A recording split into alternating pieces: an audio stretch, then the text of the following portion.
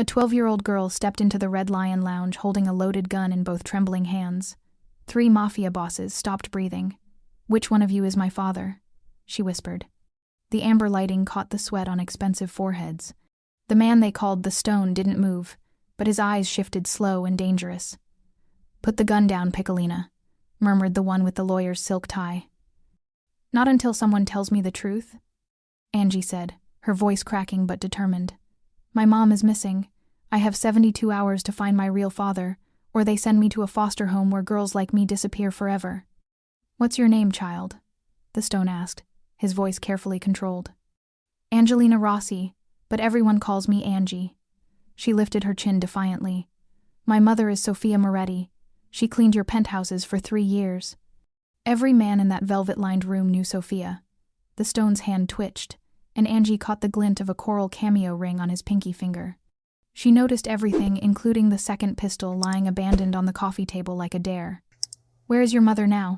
the slick lawyer asked, leaning forward.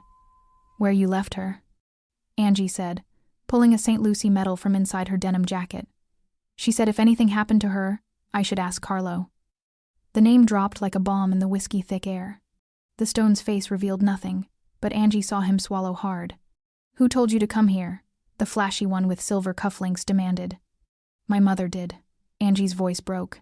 "And I'm streaming live." She tapped her jacket pocket. "If you hurt me or lie to me, half the city hears it." Before we dive into this incredible story, hit that subscribe button, like and comment below where you're watching from. Trust me, you won't want to miss what happens next. The silence cracked like thin ice. Somewhere in the distance, sirens wailed through the Naples streets. 72 hours, Angie repeated, steadying her grip. "That's all I have before Child Services assigns me to the Riverside Group home. You know what happens there? Marcus Volpe runs it. Takes money from the same people who pay the school janitors under the table." The lawyer Giacomo Conti went pale. "How do you know that name?" "Because my mom taught me to pay attention." Angie's eyes were glassy with tears, but her hands were rock steady. She said, "Clean enough places and you learn which stains never come out." The Stone leaned forward slightly. "Angelina," he said, and stopped himself. "You know my name," she whispered. "You just said it without me telling you." Every man in the room heard it. So did the detectives listening from their surveillance van parked outside, who underlined that slip with red ink. Aldo Silver Bellini reached for his phone. The Stone's hand shot out like lightning, gripping his wrist.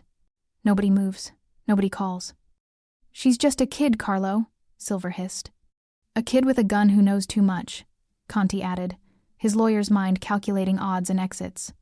Angie noticed Silver's phone light up with a text message. "Sweepers ready." Her mother's training kicked in. Sofia had taught her to read rooms, to watch for tells, to know when men were about to do something they couldn't take back. "I know about the ledger," Angie announced. Conti froze. "What ledger?" Instead of answering, Angie began humming a soft Neapolitan lullaby, something she barely remembered from when she was small. The Stone's breath caught. Without thinking, he whispered the next line. "Dormi, dormi, bel bambin." The room went dead silent. "You used to sing to me," Angie said, tears streaming now but her gun hand unwavering. "In the kitchen while Mama washed dishes. I was just a baby, but I remember." Footsteps echoed in the alley outside. Heavy boots, multiple pairs. "Time's up, Stone," Silver muttered, pulling out his burner phone. "The girl's gotta go." That's when Angie made her move. She kicked Silver's pistol clean off the table and across the floor. No more lies with loaded hands. The sweepers were at the door now, waiting for Silver's signal. 48 hours earlier. Angie's key turned in the lock of their cramped apartment, but she already knew what she'd find. Silence, the kind that screams louder than any argument. "Mama?" she called anyway, dropping her school backpack by the door. No answer. The morning dishes still sat in the sink, Sofia's coffee mug half empty and cold. Her mother never left dishes unwashed. That's when Angie saw it, Sofia's worn denim jacket draped carefully over the kitchen chair like a goodbye hug. Her mother never went anywhere without that jacket. It was her armor against the world. Angie lifted it with trembling hands. Something crinkled in the inner pocket. A folded note in Sofia's careful handwriting. "Mia cara Angelina, if I don't come back, take this key to locker 127 at Santa Lucia Station. Ask Carlo." I love you more than all the stars. Mama. A small brass key was taped to the bottom of the note. Angie pressed the jacket to her face, breathing in her mother's scent lavender soap and the faint smell of the cleaning supplies she used in those fancy penthouses. But underneath, something else. Fear. Even fabric could hold fear if you soaked it long enough. Santa Lucia Station. F. Exactly. 2 hours later. The train station buzzed with afternoon commuters, but Angie moved through the crowd like a ghost. Locker 127 sat in a dim corner, innocuous among hundreds of others. The key turned easily, as if it had been waiting for her. Inside, a manila envelope thick with papers, a cassette tape labeled "For Angie" in Sophia's handwriting, and a small white box that rattled when she lifted it. Angie's hands shook as she opened the box first. A St. Lucie medal on a thin gold chain, the patron saint of light in dark places. Underneath, a faded Polaroid of a newborn baby with dark curls, wrapped in a hospital blanket. On the back, someone had written, "Angelina, age 3 days, light of my life." Oh. The envelope held a leather-bound ledger, its pages filled with names, dates, and dollar amounts. Sophia's handwriting appeared throughout payments received, schedules noted, and in the margins, observations that made Angie's blood run cold. Conti threatens again about arrangements, Silver watching the building. C. Promises protection but won't claim her. But it was the cassette tape that made her hands stop shaking and start planning. Her mother's voice. Angie slipped the tape into Sophia's old boombox, the one they used for their kitchen dance parties when times were good. Her mother's voice filled the empty apartment, and for a moment, Angie could pretend she wasn't alone. "My sweet Angie, if you're hearing this, something has happened to me. I should have told you the truth long ago, but I thought I could protect you with silence. I was wrong." Sophia's voice wavered on the recording, as if she'd been crying. "Your father, he's not just any man, Mia Cara. He's Carlo Marino. They call him the Stone, but he wasn't stone when he held you as a baby. He promised to take care of us, but promises from men like him come with prices I couldn't pay." The tape crackled with static before Sophia's voice returned, stronger now. "There's a ledger Conti keeps records of all his domestic arrangements. Payments to keep women quiet, threats to make them disappear. I've been collecting evidence for months, but they're getting suspicious. If something happens to me, take everything to the police. But first, confront Carlo. He's the only one who might tell the truth if you corner him right." Angie paused the tape, her mind racing. Sophia had taught her that cleaning wasn't just about removing dirt, it was about seeing what others missed. And Sophia had been seeing plenty. Clean enough places, and you learn which stains never come out, Sophia had always said. She'd meant it literally, then wine on white fabric, blood on marble, secrets on consciences. But she'd taught Angie other things too, practical things. Like the night 2 months ago when Sophia came home shaking after Conti cornered her in the Marino penthouse elevator. She'd pulled a small pistol from her cleaning bucket. "Mama, why do you have that?" "Because pretty words don't stop ugly men, Angelina. Come here. Let me show you something." Sophia had taught her the basics that night. Safety on, safety off, proper grip, how to aim without closing your eyes. Never point it unless you mean it. But if you mean it, don't hesitate. When would I ever need to know this? Sophia had kissed her forehead. Hopefully never. But girls like us, we need to know how to protect ourselves. Now Angie understood. Sophia hadn't been teaching her to shoot. She'd been teaching her to survive. The cassette played on, Sophia's voice mapping out the corruption like a treasure map of lies. Conti's network of threats, Silver's muscle. The group homes where girls went in but didn't come out clean. There's more on the other side of this tape. But Angie, promise me something. Don't do anything stupid. These men are dangerous. Get help. Get justice. But come home alive. The tape clicked off. Angie sat in the gathering darkness of their apartment, surrounded by her mother's evidence and her mother's fears. 72 hours until child services came knocking. 72 hours before she became another disappeared girl in Conti's ledger. She made her decision. First, she found Sophia's sewing kit. With careful fingers, she opened a seam in the denim jacket's hem and slipped in a micro-recorder, one of those tiny devices Sophia used to catch landlords lying about repairs. If she was going to confront these men, she needed proof of whatever they said. Next, her phone. Sophia had shown her the anonymous streaming apps months ago. Sometimes the only protection we have is making sure someone's watching. Angie set up an account, tested the connection, made sure the audio would carry clearly. As she worked, she hummed the lullaby Sophia used to sing when she was small. The melody came easily, but the last verse always escaped her, something about stars and promises and fathers who sing their children home. Comment below if you think Angie's plan will work, or if she's walking into a death trap. Sophia's ledger contained more than payments, it held schedules. The boss's routines, their meeting places, their habits. Sophia had been watching them as carefully as she'd been cleaning their floors. Red Lion Lounge. First Tuesday of every month, 8 p.m. All three together. No women allowed, guards outside only. Angie checked the calendar. Tonight was the first Tuesday. She loaded Sophia's pistol with the bullets her mother had hidden behind the flour canister. 6 shots. Probably 5 more than she'd need. Either this would end quickly, or it wouldn't end well. The St. Lucie medal went around her neck, cold against her skin. The Polaroid slipped into her jacket pocket next to the phone. The ledger went into her backpack, along with the cassette tape. At 7:30 p.m., Angie stood in front of their small mirror, wearing Sophia's denim jacket over her red hoodie. She looked like what she was, a scared little girl playing dress-up with grown-up weapons. But her eyes held something that hadn't been there 3 days ago. Purpose. For light in dark places, she whispered, touching the metal. The Red Lion was 6 blocks away. Time to go ask Carlo Marino why he'd let her mother disappear. Time to learn which stains would finally come clean.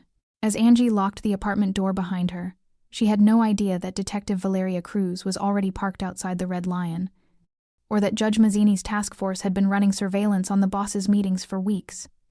She was walking into more than just a confrontation. She was walking into a trap that had been 12 years in the making. The wired room where truth and lies would collide. The second pistol gleamed on the mahogany coffee table like a steel invitation to violence. Angie saw Silver's eyes flick toward it, saw his weight shift forward in the leather chair. Not happening.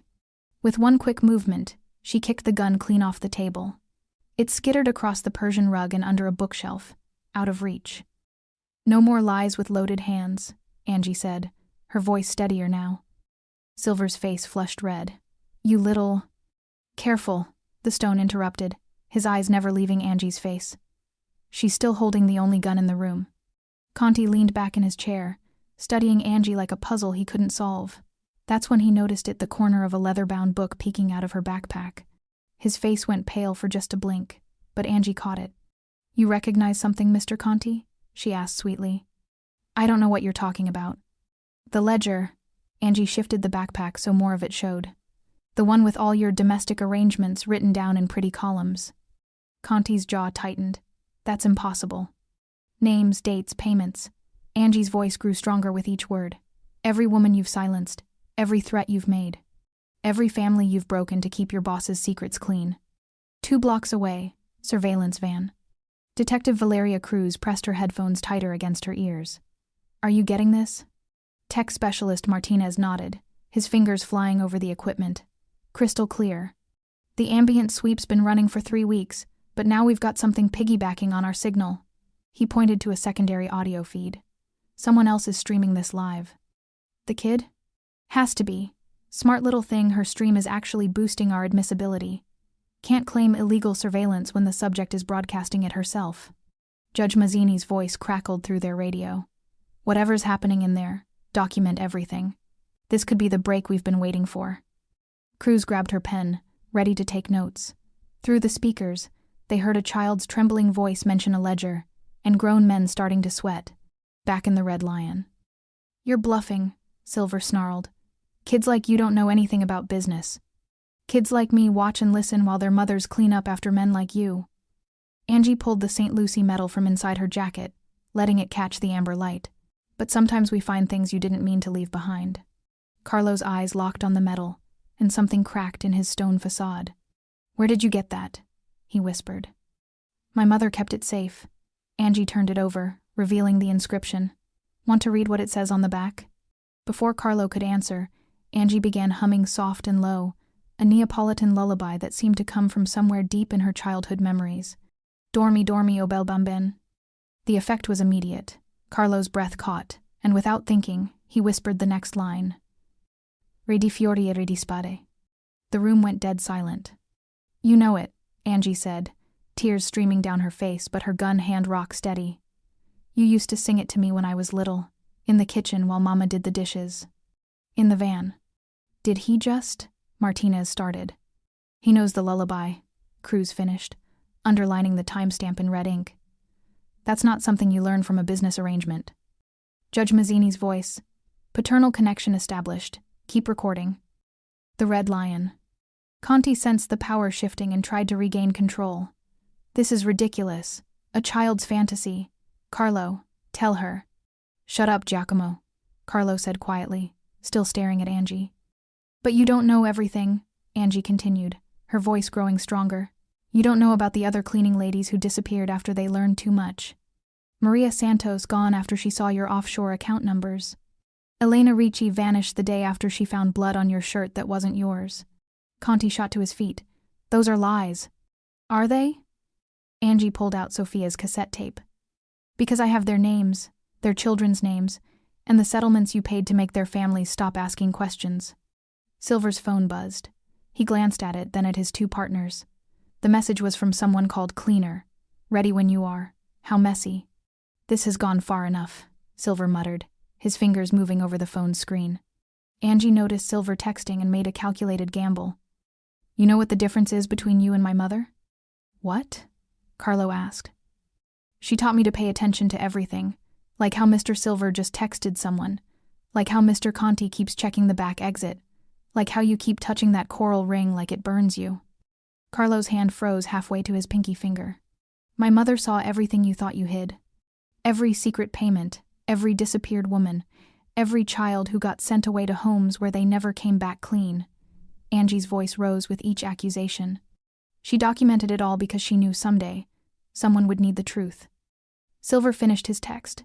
"Sweepers now, all of them. Make it look random." He hit send. Outside, heavy footsteps began gathering in the alley. Professional, quiet, but not quiet enough for a girl whose mother had taught her to listen for danger in every shadow. "You called them," Angie said, hearing the movement beyond the walls. Silver smiled coldly. "Called who?" "The men outside. Your cleaners." Angie's gun hand didn't waver. "How many girls have they disappeared, Mr. Silver? How many mothers?" The footsteps were closer now. Multiple sets, moving with military precision. Carlo stood slowly, his face a mask of controlled fury, but not at Angie. "Aldo," he said quietly, "what did you do?" "What I had to do. What you should have done 12 years ago." The front door's lock clicked, then another. Someone was picking multiple entry points simultaneously. Angie backed toward the center of the room, keeping all three men in sight. "They're not just coming for me, are they?" "No," Carlo said grimly. "They're coming for anyone who heard what you just said." Through the Red Lion's thick walls came the sound of boots on stairs, voices coordinating through radio static, and the distinct metallic click of safeties being released. Silver checked his watch. 2 minutes. Maybe less. Outside, Detective Cruz grabbed her radio. "All units. Red Lion now. We have civilians in immediate danger." But radio waves travel slower than bullets, and some stains, as Sophia Moretti had learned too late, never come out. When the sweepers arrive, who will protect the girl who knows too much? The footsteps outside grew closer, but Angie kept her focus on the three men in front of her. Time was running out, and she still needed the truth. "Before your friends arrive," she said, reaching into her jacket with her free hand, "I want you to see something." She pulled out the St. Lucie medal and placed it carefully on the mahogany table between them. The gold chain pooled around it like a small prayer. "Pretty," Silver sneered. "What's that supposed to prove?" Without taking her eyes off Carlo, Angie flipped the medal over. The inscription was clear in the amber lamplight. "For light in dark places, CM." Carlo Marino's initials. The stone's face went white. "You gave this to my mother the night you promised her arrangements," Angie said quietly. "The night you told her she and her baby would never want for anything." That's not." Carlo's voice cracked for the first time in 20 years. "There's more." Angie reached into her backpack, pulling out Sophia's ledger. But this time, she opened it to the very back, revealing a sealed envelope tucked behind the binding. Mama was very thorough. She tore it open and pulled out an official-looking letter, its notary seal still intact.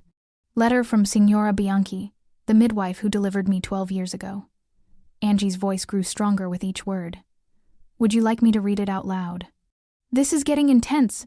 Hit like if you think this letter is about to change everything. Don't, Carlo whispered. But Angie was already reading. To whom it may concern. On the night of March 15th, I delivered a healthy baby girl to Sofia Moretti at her home address. The birth was paid for in cash by a driver from the Marino estate. The father's name was deliberately omitted from all records at the request of the paying party. The child was baptized privately 3 days later, with a coral cameo ring and St. Lucy medal provided as christening gifts. Signed and notarized, Signora Elena Bianchi, licensed midwife. The room fell silent except for the approaching footsteps outside. Conti recovered first, his lawyer instincts kicking in. Hearsay, inadmissible, a child playing with documents she doesn't understand. He leaned forward, his predator smile returning. Besides, little girl, even if any of this fairy tale were true, it doesn't matter. You're still going to child services in, he checked his expensive watch, 68 hours, and I know exactly which home they'll place you in. Riverside Group Home, Angie said calmly. Very good. Run by Marcus Volpe, who's done excellent work rehabilitating difficult children. Conti's smile widened. Especially pretty little girls who ask too many questions. That's when Angie's tactical mind, trained by a mother who'd survived by watching, took full control. Funny you should mention that, she said, flipping through the ledger's pages, because I have some interesting entries here. Let's see. Carmen Rodriguez, age 11, daughter of cleaning lady Isabella Rodriguez, transferred to Riverside after her mother died in a car accident in 2019. Funny thing, Carmen never made it to Riverside. According to this settlement payment, she was redirected the same day. Conti's smile faltered. Oh, and here's another one. Sophia Kim, daughter of housekeeper Grace Kim. Grace asked too many questions about bloodstains in the Conti penthouse. Remember those, Mr. Conti? The ones from when you disciplined that accountant who tried to skim from the pension fund? Stop talking, Conti hissed. But Angie kept reading. Grace Kim car accident, March 2020. Daughter Sophia transferred to Riverside. Never arrived. Settlement payment, $50,000 to miscellaneous operational expenses. Silver tried to interrupt. This is insane. Lucia Morales. Angie's voice cracked like a whip. Anna Fitzgerald, Maria Santos. Each name hit the room like a physical blow. Daughters of women who cleaned your blood, counted your money, and saw your secrets. All transferred to Riverside. None of them ever seen again.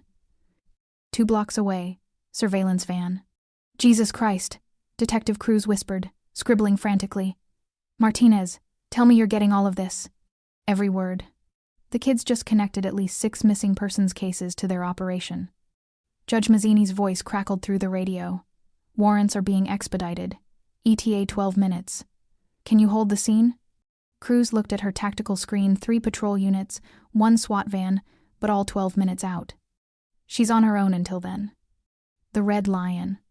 Carlo stood slowly, his stone mask finally cracking completely. Aldo. Giacomo. What did you do to those children? What we had to do, Conti snapped. What you were too weak to authorize. They were children. They were witnesses, Silver barked. And this one, he pointed at Angie, is the biggest witness of all.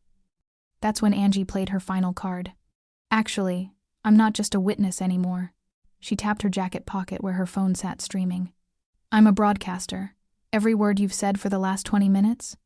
It's been streaming live to an anonymous feed my mother set up. The color drained from Conti's face. How many viewers, you ask? Last I checked, about 3,000 people heard Mr. Silver admit to disappearing children.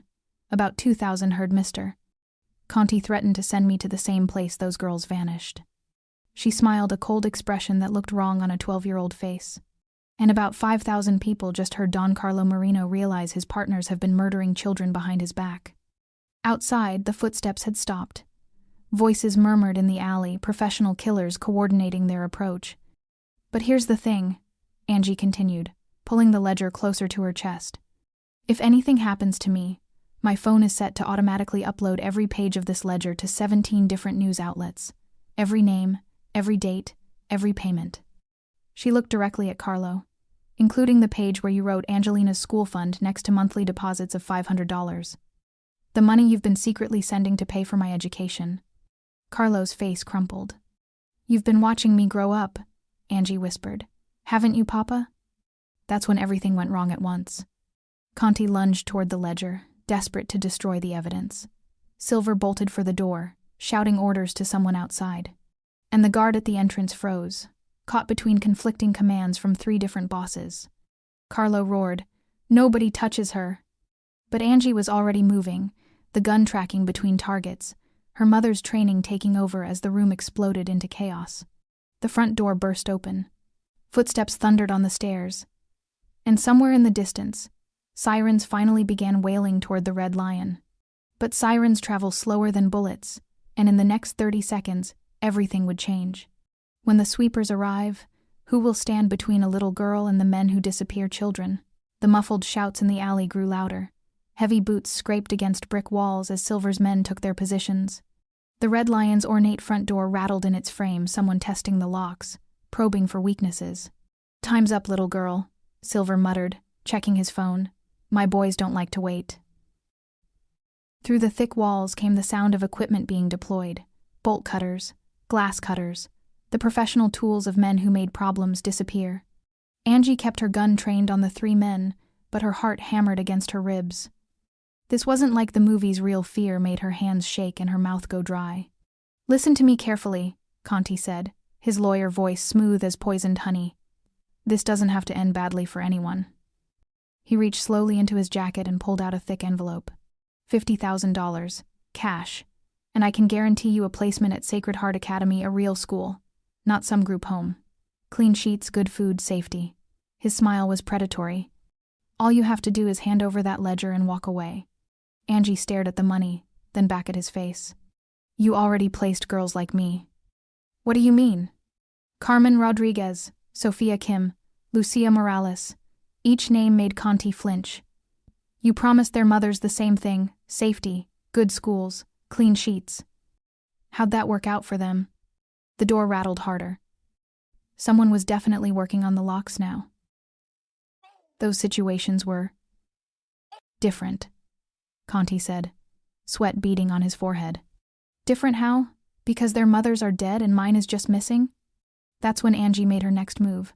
She pulled out Sophia's cassette player with her free hand and hit play. Her mother's voice filled the room again, but this time from a different recording session. Day 43 of documenting the threats. "Giacomo Conti cornered me in the elevator again today. Said if I kept noticing things during my cleaning rounds, there would be consequences. Not just for me, for Angie." Conti's face went pale. Sophia's voice continued.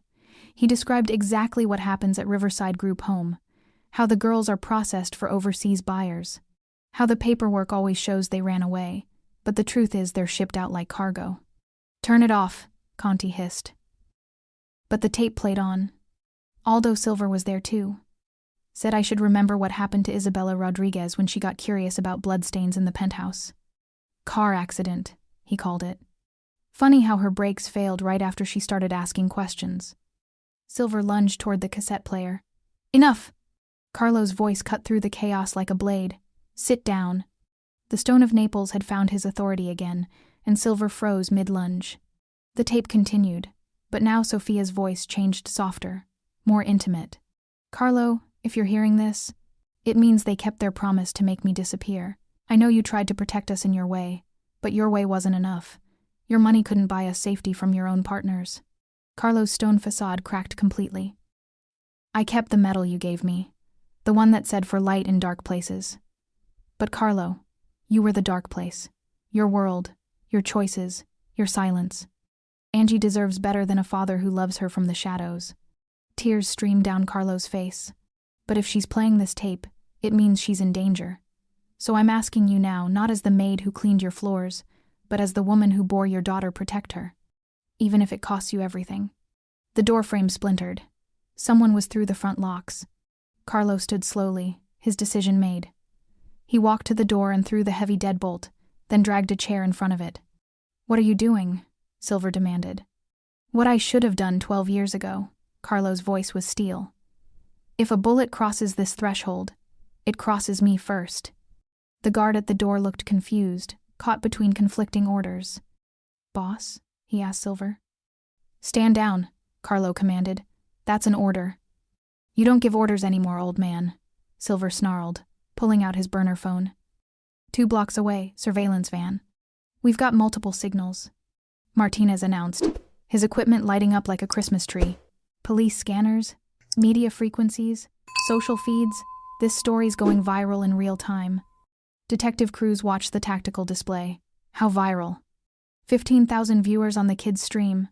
Local news is picking up police chatter. Someone leaked this to Channel 7. Judge Mazzini's voice. ETA 4 minutes. Can you keep them contained?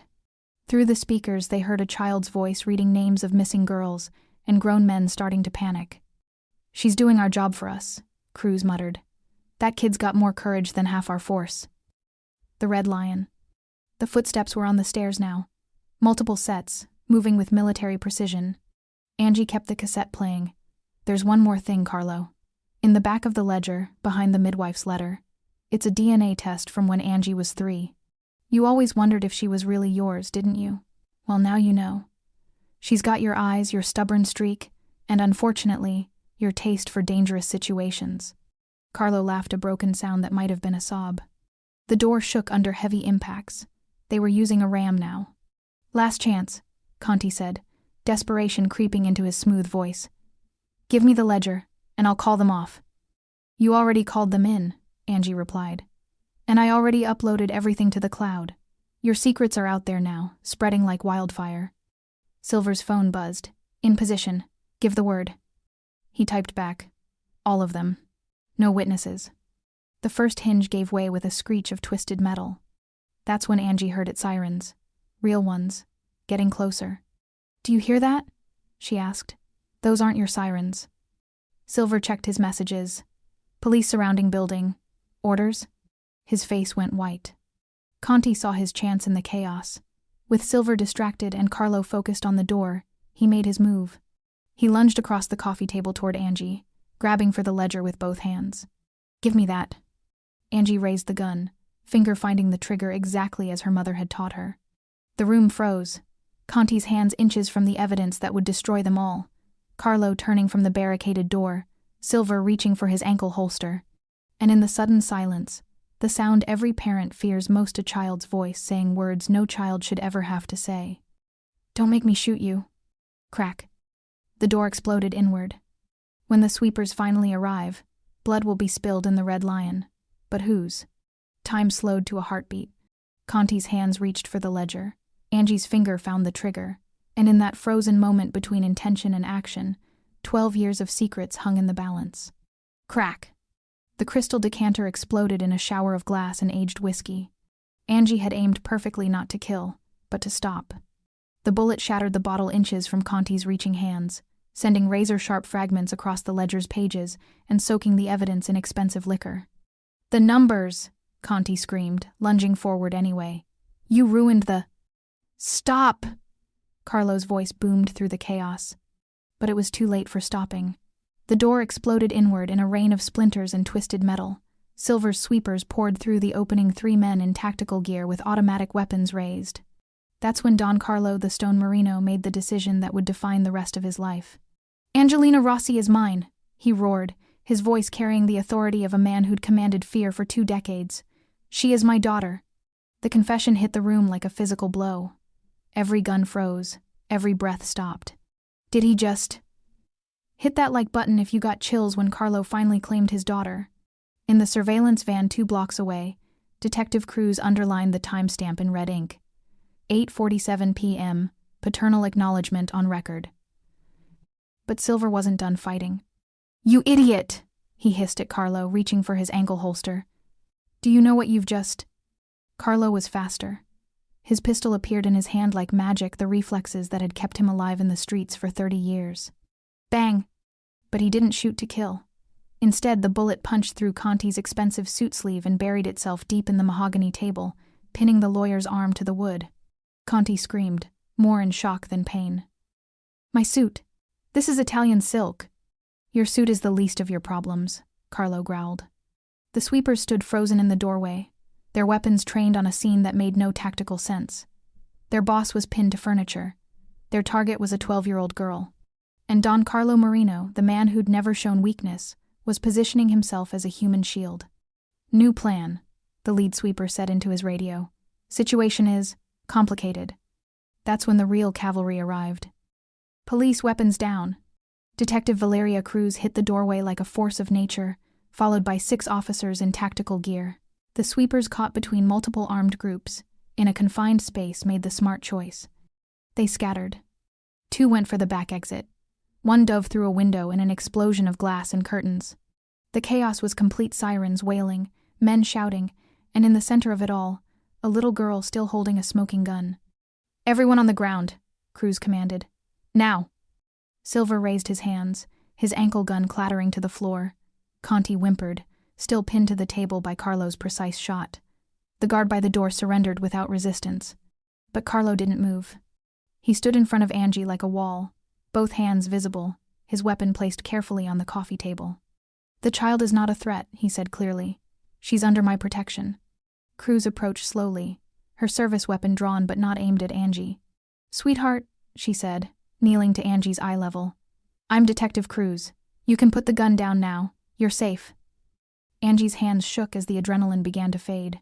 "How do I know you're really police? They said they were coming to help, but they came to hurt me." "Because your mother sent us." The words hit Angie like a miracle. "Mama? You know where Mama is? We've been looking for her for 3 days. She managed to get word to us before she disappeared.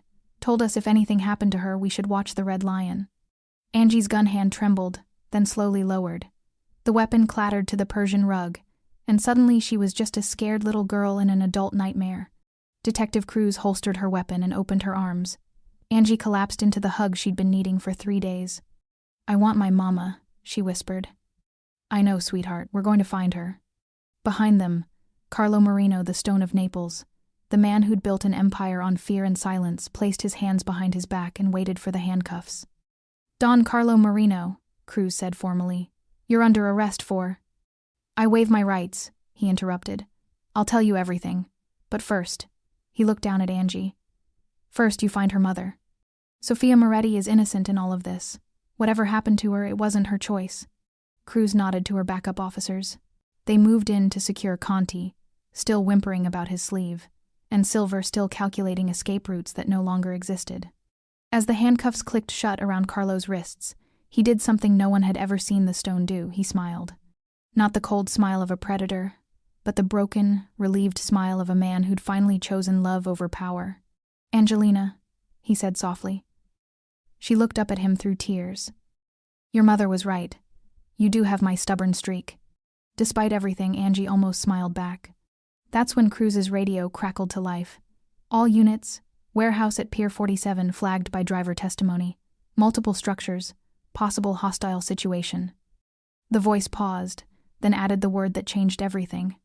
"Potential hostages." Angie's head snapped up. "Hostages? Mama's alive?" Cruz grabbed her radio. "Repeat that. How many hostages?" "Unknown. Could be multiple adult females. Appears to be some kind of holding facility. ETA 7 minutes." For the first time in 3 days, hope blazed in Angie's chest like a candle lit in the darkness. Sofia might be alive. The warehouse holds secrets darker than anyone imagined, but it might also hold the key to bringing a mother and daughter home. Metro Police Station, Interrogation Room 3. 23 minutes later. Carlo Marino sat across from Detective Cruz and Judge Mazzini, his hands cuffed but his voice steady. The Stone had become something else, a father desperate to save his child's mother. "The warehouse is at Pier 47, he said without preamble. "Conti runs it through shell companies. They call it a temporary housing facility on paper." "Housing for who?" Cruz asked, pen racing across her notepad. "Women who know too much. Domestics mostly. Cleaning ladies, nannies, anyone who sees what they shouldn't in our houses." Carlo's voice was flat, factual. "They disappear them for a few weeks, rough them up, then either buy their silence or what? Ship them overseas. Silver handles the logistics. Has contacts in Eastern Europe who pay good money for women who can't go to the police." Judge Mazzini leaned forward. "You're talking about human trafficking." "I'm talking about survival," Carlo snapped. "You think I designed this system? I inherited it. The only thing I ever did was try to keep Sofia and Angelina out of it." "By paying her school bills?" Cruz asked. "By staying away from them. The cleanest protection I could give was distance." His voice cracked. Turns out it wasn't enough. Carlo's finally telling the truth. Hit like if you think a father's love can overcome years of crime. Interview room 2, simultaneously. Detective Martinez faced a sweating man in a cheap suit, Tommy Greco, one of Silver's drivers. He'd been picked up trying to flee the city with a trunk full of cash and 3 fake passports. Look, I just drive, okay? I don't ask questions. But you've been to the warehouse, Martinez pressed. Sometimes, when they need deliveries. What kind of deliveries, Tommy? Greco's hands shook as he lit his 5th cigarette in 10 minutes. Scared women. Always at night. Always crying. He took a long drag. They told me it was witness protection. How many women? I don't know. Maybe 20? 30? They don't last long. Martinez felt his stomach turn. What do you mean they don't last long? Either they sign the papers and shut up, or... Greco shrugged miserably. Silver's got boats that leave every Tuesday. Cargo containers. I heard him talking about overseas partnerships. Today's Tuesday, Martinez realized. Greco nodded. Boat leaves at midnight. If the Moretti woman's still alive, she's running out of time. Pier 47 to 9:43 p.m. The warehouse squatted on the docks like a concrete tumor, surrounded by rusted shipping containers and broken streetlights. SWAT Team Alpha approached from the north while Cruz's task force covered the waterside exits. Thermal imaging shows at least 15 bodies inside, came the report through Cruz's earpiece. Most in the basement level. Minimal guard presence. Any movement? 2 guards patrolling. Rest appear to be stationary, likely restrained. Cruz checked her watch. 2 hours and 17 minutes until Silver's boat was scheduled to leave. They were cutting it close. All teams execute on my mark. Inside the warehouse. The entry team moved like shadows through cramped hallways that reeked of mold and fear. Padlocks hung on every door like metal promises of silence. The first room they opened revealed 3 women huddled on mattresses, their eyes wide with terror and hope. Police, Cruz whispered. You're safe now. One woman, maybe 40, with graying hair and bruises on her arms, spoke in accented English. They said we sign papers, or we disappear forever. What papers? Say we never saw nothing, never heard nothing. Our children get money for school, but we never see them again. Cruz's blood ran cold. How long have you been here? 2 weeks, maybe 3, hard to tell. They moved deeper into the warehouse.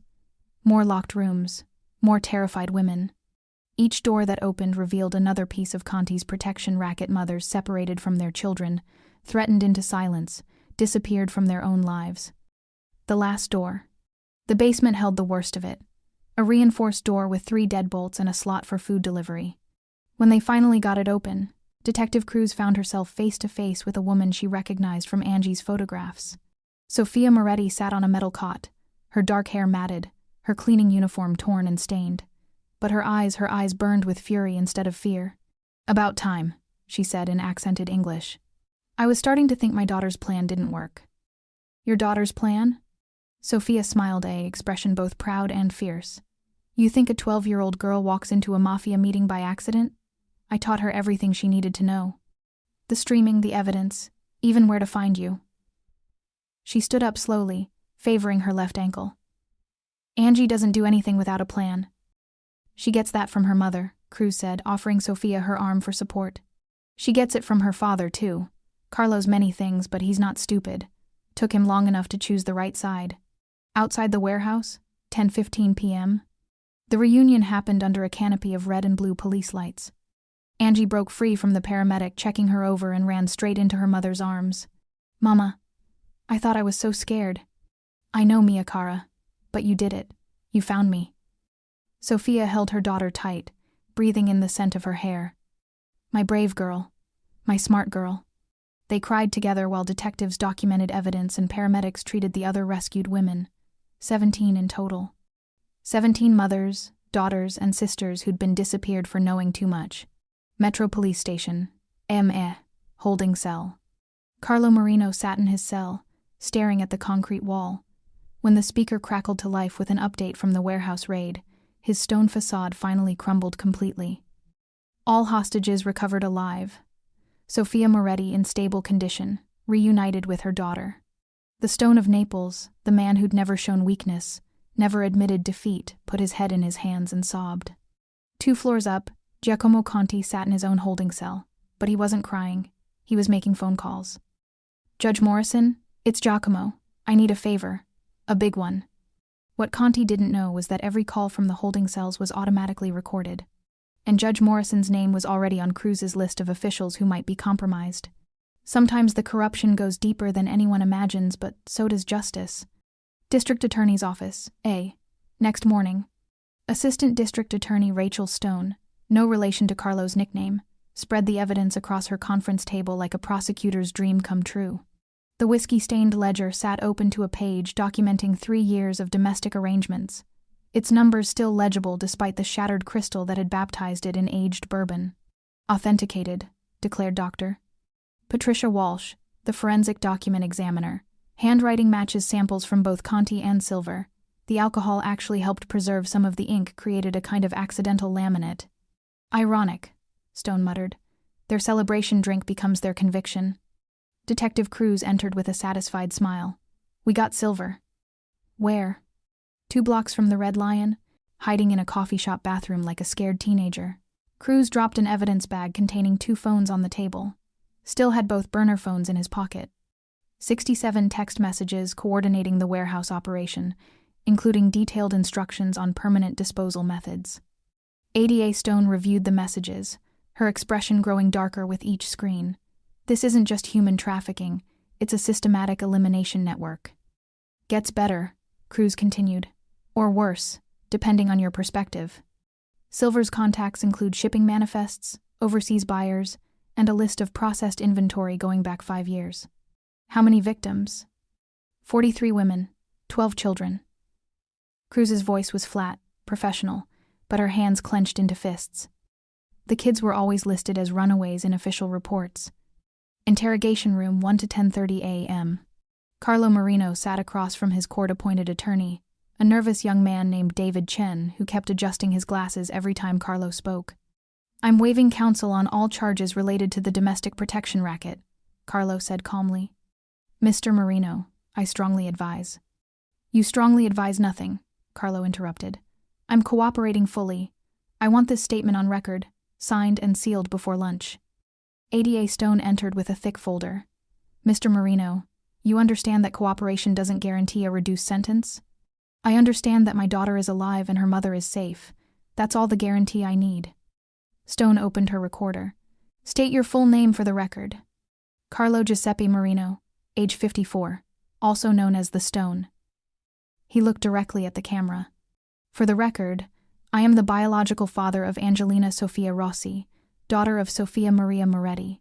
I accept full responsibility for failing to protect them from my associate's criminal enterprise. The lawyer winced. Stone smiled. Tell me about the protection racket. For the next 3 hours, Carlo methodically dismantled 12 years of organized crime, naming names, providing dates, and describing a system that had turned domestic workers into silent slaves through fear, threats, and disappeared children. Conti designed it, he concluded. Silver implemented it. And I let it happen because I was too much of a coward to choose between my empire and my family. What changed your mind? Carlo's stone facade cracked just slightly. A 12-year-old girl walked into my world with a gun and asked me to be her father. Turns out that's all I ever really wanted to be. Safe house, upstate. Sophia and Angie sat in the kitchen of a nondescript ranch house, eating their first real meal in days while 2 U.S. Marshals maintained watch outside. Protective custody is temporary, Detective Cruz explained, joining them at the table. But we need to discuss permanent arrangements. Sophia's grip tightened on her coffee mug. They can't take her from me. Nobody wants to separate you, Cruz assured her. But child services needs legal clarity, especially now that Carlo has acknowledged paternity. What does that mean? Angie asked. It means we need to establish legal guardianship. Your mother maintains primary custody, but Carlo's confession creates complications. Street Mary's Hospital, Iweller Day. Signora Elena Bianchi, the midwife who delivered Angie 12 years ago, sat in the hospital's family consultation room with a box of yellowed records on her lap. I keep everything, she explained to ADA Stone and Detective Cruz. You never know when the truth needs witnesses. She opened a manila folder. March 15th. Sophia Moretti, home birth, paid in cash. She showed them a receipt. The driver who brought the money, I remember him. Big man, nervous. Kept checking his watch like he was afraid of being late to his boss. You documented the father's refusal to be named. More than that. Signora Bianchi pulled out a hospital bracelet. 3 days later, someone brought the baby for her baptism at Sacred Heart. Left these as christening gifts. She held up a coral cameo ring and a St. Lucie medal. The inscription on the medal matches the ring's engraving style. Same jeweler, same customer. She smiled sadly. A father can refuse to sign papers, but he can't help buying presents for his child. Safe house, safe, evening. Angie sat at the kitchen table with colored pencils and paper, working on something she'd been thinking about all day. Sophia watched from the doorway, not wanting to interrupt. When Angie finished, she held up her drawing, a denim jacket with careful details, a coral cameo ring catching imaginary light, and a St. Lucie medal that seemed to glow on the paper. It's for him, she said quietly. For Carlo? Angie nodded. He gave me the medal, and he protected me when the bad men came. Mama, do you think he really loves me? Or does he just feel guilty? Sophia sat down beside her daughter. What does your heart tell you? That he's scared, like me, like you were in that warehouse. Angie touched the drawing. But maybe scared people can still love each other. Metro Detention Center, AME, next day. Carlo received the drawing during visiting hours, not a visit, since protective custody prevented face-to-face contact, but delivered by Cruz with a message. He stared at the careful details, the way Angie had drawn light radiating from the metal like hope made visible. She wants to know if you meant what you said, Cruz told him, about being her father. Carlo folded the drawing carefully and held it against his chest. Detective, I spent 12 years building an empire on fear and silence, but that little girl taught me something I'd forgotten. What's that? Your mother taught me the only code that matters, he said, echoing Sophia's words from the cassette. Protect the people you love, even if it costs you everything. 2 hours later, Dr. Martinez from the genetics lab arrived with DNA testing kits. Results take 2 weeks, she explained to Sophia and Angie. But I have to ask, do you want to know? What if the test says Carlo isn't her biological father? Sophia looked at her daughter. Angie looked back at her mother. Do you still want him to be your papa if the science says no? Sophia asked gently. Angie touched the St. Lucie medal around her neck, the one Carlo had given her mother 12 years ago. Sometimes blood is thicker than water. But sometimes, love is thicker than both. 2 weeks later, Safe House Kitchen. The envelope arrived on a Tuesday morning, official and stark white against the kitchen table's cheerful yellow placemat. Doctor. Martinez had called ahead, but seeing the DNA results in black and white still made Sophia's hands shake. Angie sat across from her mother, wearing the St. Lucie medal, and a brave expression that looked too old for her 13 years she'd had a birthday in protective custody, celebrated with grocery store cake and federal marshals singing off-key. You ready, Mia Cara? Sophia asked. Angie nodded and tore open the envelope. Paternity analysis. Probability of paternal relationship between Carlo Giuseppe Marino and Angelina Sofia Rossi. 99.97%. So it's official, Angie said quietly. He really is my papa. Sophia smiled through tears. Does it change how you feel? No. Angie folded the report carefully. I already decided in that room 2 weeks ago, when he stood in front of me and said I was his daughter. That's when it became real. The DNA just makes it legal. Federal Courthouse, FI. 1 week later, Judge Patricia Hendricks presided over the most unusual sentencing hearing in Naples' legal history. The courtroom packed with reporters, families of missing women, and federal agents who'd spent months building cases that Carlo Marino had gift-wrapped for them in 3 hours of testimony.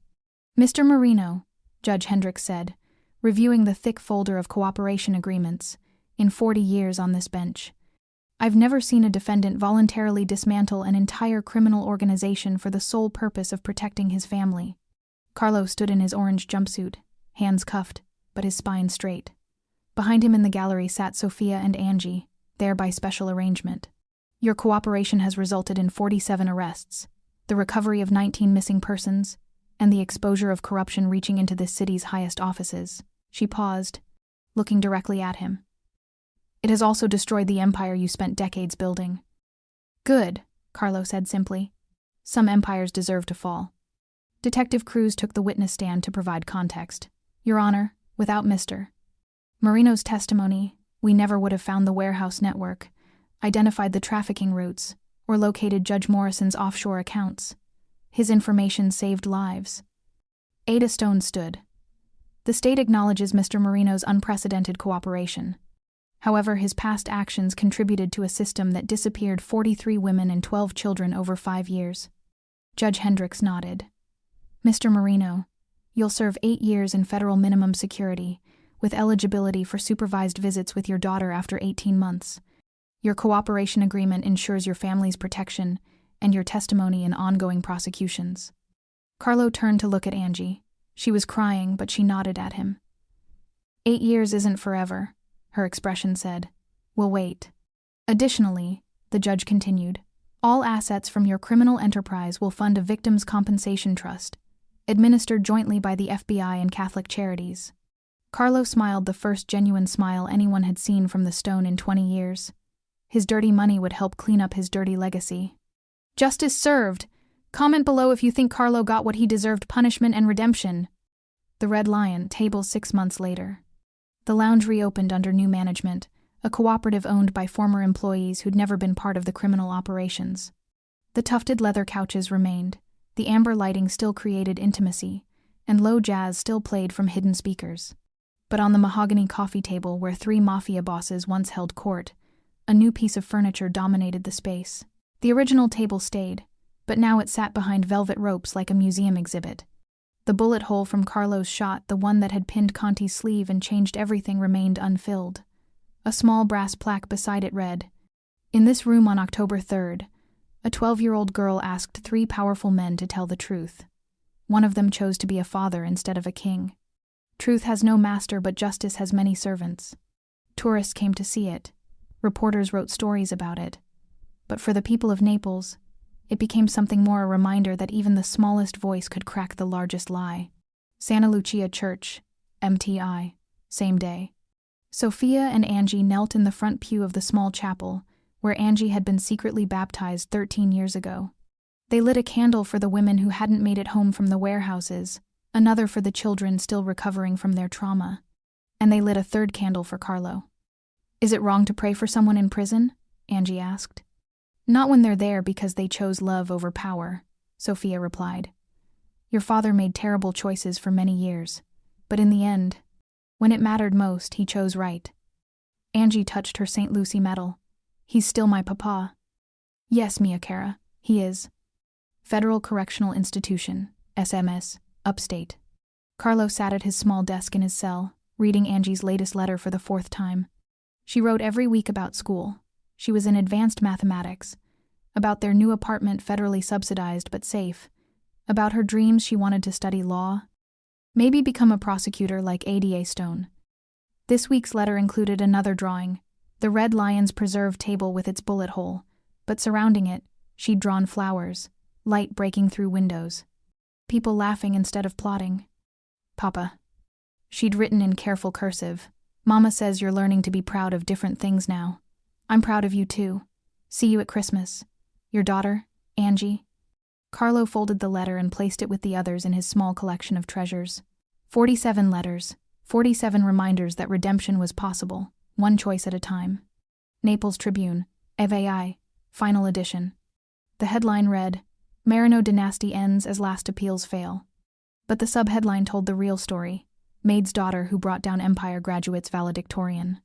The article included a photo of Angie at 13, wearing her graduation dress and the St. Lucie medal, shaking hands with Detective Cruz at a ceremony honoring crime victims. What an incredible journey. If this story moved you, smash that subscribe button and share this with someone who needs to believe that courage comes in all sizes. And don't miss our next incredible true story. Click that video on your screen now. A maid's daughter asked for the truth in a room built on lies. She walked out with a father and a city with fewer places to hide its stains. The Red Lion still serves whiskey, but the conversations happen in daylight now. The docks still handle cargo, but federal agents monitor every manifest. And in a small apartment near Santa Lucia Church, a mother and daughter light candles every Tuesday night, counting down the years until a family torn apart by crime can be whole again. Some empires fall to armies. Others fall to armies of one, if that one is brave enough to point a gun at the darkness and demand the light. Thank you for following Angie's incredible journey from scared little girl to the young woman who changed everything. Her courage reminds us that truth is the most powerful weapon, and family is worth fighting for, no matter the cost. Don't forget to subscribe for more unbelievable true stories that will restore your faith in justice.